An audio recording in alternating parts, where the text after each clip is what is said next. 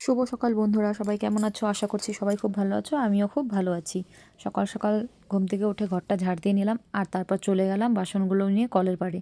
ওই সব বাসন রেখে এলাম, তারপর উঠোনটা ঝাড় দিয়ে নিলাম। উঠোনটাও ঝাড় দিয়ে নিচ্ছি, আর ভাবছি আজকে তো চৈত্র সংক্রান্তি, তো বাড়িতে অনেক কাজ আছে, চটজলদি সব কাজগুলো করে নিই। এই ভাবতে ভাবতে উঠোনটা ঝাড় দেওয়া কিন্তু আমার হয়েই গেল। তারপর চলে গেলাম বাসনগুলো ধুতে। চৈত্র সংক্রান্তির দিন কিন্তু আমাদের বাড়িতে ভাইছাতু দেওয়া হয়।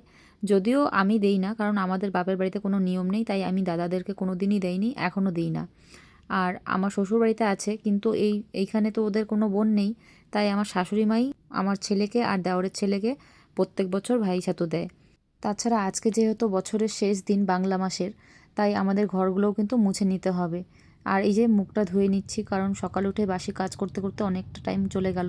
আর আজকের দিনে তো প্রায় প্রত্যেকটা বাড়িতেই প্রত্যেকটা মানুষই ঘর বাড়ি মোছামুছি করবে, যেহেতু বছরের শেষ দিন। আজকের দিনে কিন্তু অনেক রকমের রান্না করতে হয়। ছোটোবেলা থেকেই শুনে এসেছি চৈত্র সংক্রান্তির দিন 14 রকমের শাক, তিতা ডাল, টক ডাল, তারপর আরও অনেক রকমের রান্নাই হয়।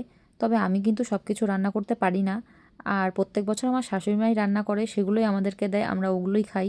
আমার বাড়ি যদিও গ্রামে, কিন্তু আমি কিন্তু অত নিয়ম জানি না। তবে ধীরে ধীরে কিন্তু আমাকে সব কিছুই শিখতে হবে, না হলে ভবিষ্যতে আমার খুব অসুবিধা হয়ে যাবে। এইদিকে গ্যাসে কিন্তু আমি চা বসিয়ে দিচ্ছি, কারণ আজকে চাটা আমি একাই খাবো। আজকে কিন্তু আমার বর বাড়িতে নেই, তো চা করছি। আর ভাবছি ছেলে এখনও ঘুম থেকে ওঠেনি, তাহলে ওকেও একটু ডেকে নিই, কারণ আজকে তো ভাই ছাতুটা নেবে, তো ওকে সকাল সকাল স্নান করতে হবে। আর আজকে স্কুল ছিল না, তাই একটু বেশিক্ষণ ঘুমাচ্ছিল। চা খেয়ে কিন্তু আমি চলে গেলাম ঘর পরিষ্কার করতে। আজকে কিন্তু সেই সব ভিডিও আর করিনি, কারণ আজকে একটু কাজটা বেশি ছিল। ঘর পরিষ্কার করে চলে গেলাম ঘর মুছতে। তো ঘরটা মুছে নিচ্ছিলাম, আর ছেলেকে বলেছিলাম তুই স্নানটা করে আয়, কারণ ওর ঠাম্মির সব কিছু রেডি হয়ে গেছে। কারণ সকাল সকাল ভাইঝাতুটা দেওয়ার পরে কিন্তু রান্না বান্নার ব্যাপার আছে।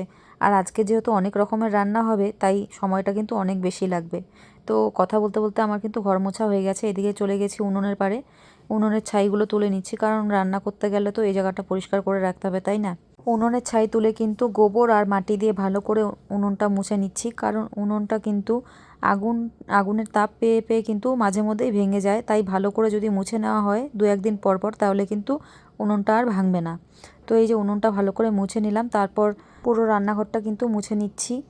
আর একটা ভিডিওতে সব কিছু তো দেখানো সম্ভব না, তাই এটাতে যেটুকু পারছি তোমাদের সাথে শেয়ার করছি।